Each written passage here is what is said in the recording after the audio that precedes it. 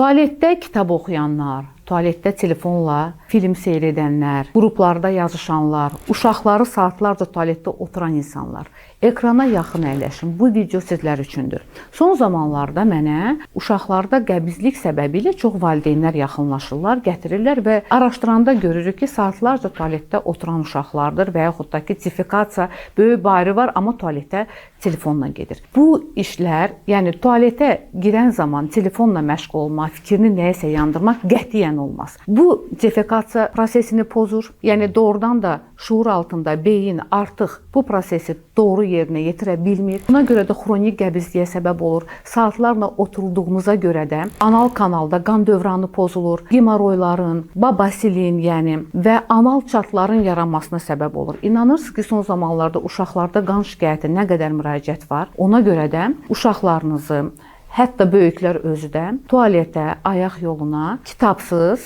telefonsuz girməyə məcbur eləyin. Bu zaman yaranmış problemin demək olar ki, yarısı həll olacaqdır.